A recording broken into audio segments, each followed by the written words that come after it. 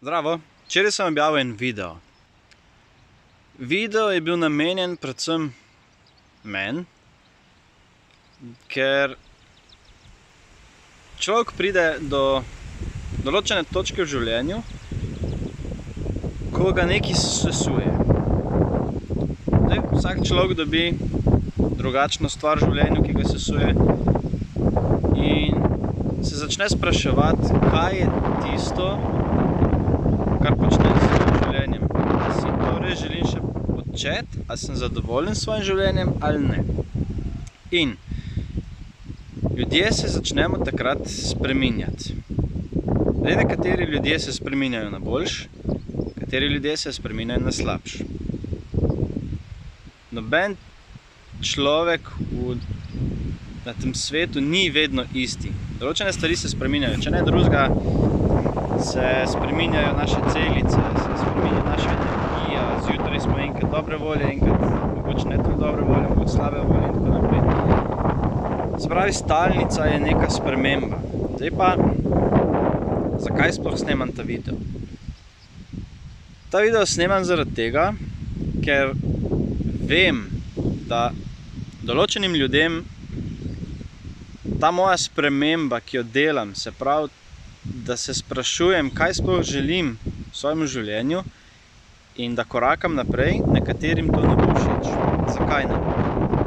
Ker tako kot vas, tako kot mene, ljudje poznajo po določenih stvareh oziroma po določenih prepričanjih, vrednotah in načinu življenja. In ko se začne nekdo spreminjati, ko začne nekdo delati na sebi, se začne seveda spreminjati v smer, kamor mogoče nekateri ne želijo, da greste. Ker vas na tak način začnejo zgubljati, ker mogoče težje sprejmejo to spremembo, kot jo sprejmete vi. In nekateri zaradi tega ne delajo sprememb, ker se bojijo, da bi izgubili nekatere ljudi v svojem življenju.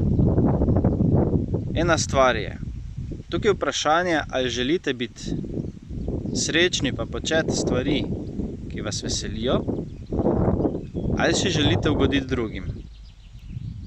Zdaj pa, če si želite ugoditi drugim, dajmo en primer. Recimo, da imate barvice. Barvice je ogromno. Recimo, da ste vi ena barva izmed vseh teh barvic. Dajmo primer rdeča. In recimo, da se družite z vsemi tistimi ljudmi, ki imajo radi rdečo barvo.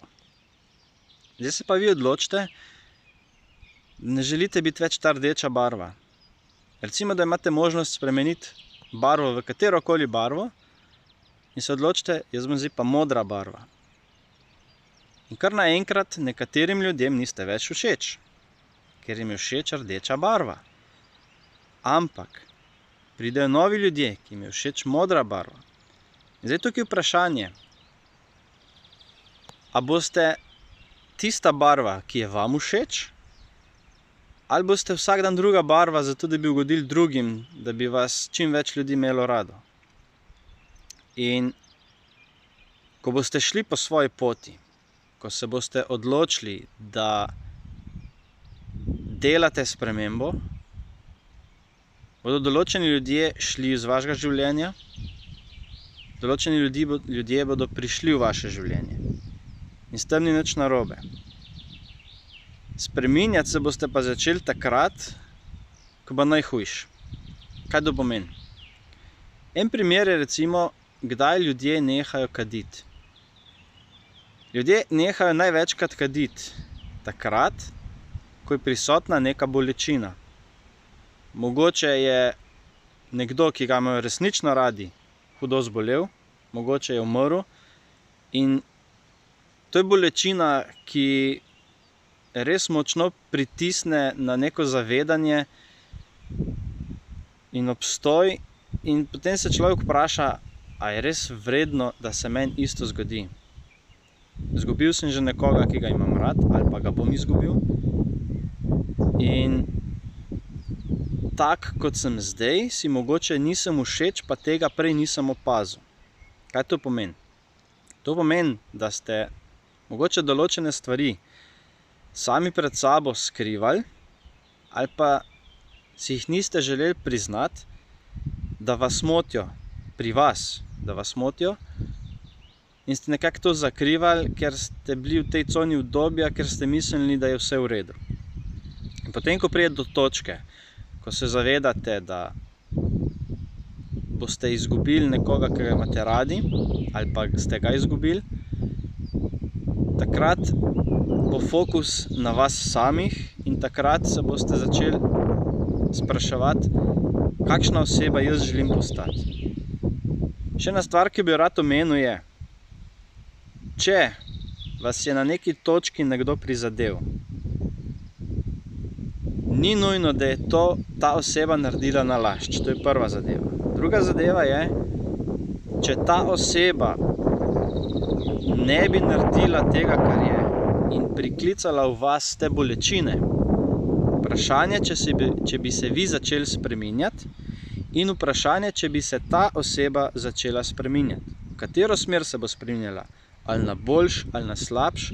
To je druga zadeva. Na to nimate vpliva. Vi imate vpliv na to, kaj boste vi postali. In lahko zamerite tej osebi, lahko ste jezni na to osebo in nosite te kamne zamere seboj. Lahko pa vidite, kaj vam je ta bolečina dala. Če začnete dojemati druge stvari drugače, če začnete sprejemati samega sebe, če se začnete zavedati, da morate spremeniti nekaj v svojem življenju, potem vam je ta bolečina dala nekaj dobrega. In ko boste začeli videvati stvari na tak način, da je kljub bolečini bila neka zadeva dobra v tem, vam bo lažje. Ni nujno, da boste to videli danes, jutri, čez en teden. Mogoče boste zdaj samo sprejeli, da se vam je pač zgodilo to, kar se vam je, in da ste pač hvaležni, da ste premaknili samega sebe. Zakaj se je to zgodilo? Mogoče nikdar ne boste vedeli, mogoče boste zvedeli čez 1 leto, 5 let ali pa 10 let. Ne vem. In vsak od nas ima v življenju neke težke trenutke. Mogoče nas zapusti ljubljena oseba, mogoče se skregamo s starši, mogoče nam nekdo umre, mogoče ogromno stvari je.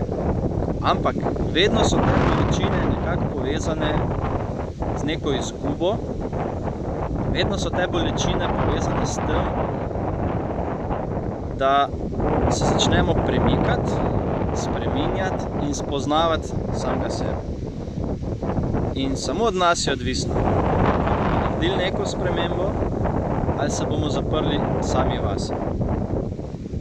In če se zaprete sami vase, to pomeni, da boste poskušali nekako ugajati drugim in se ne izpostavljati. Če pa se boste začeli spreminjati, se boste pa na nek način izpostavili pred tem, da vas bodo ljudje opazili bodo vašo spremembo in začeli se bodo pogovarjati marsikaj.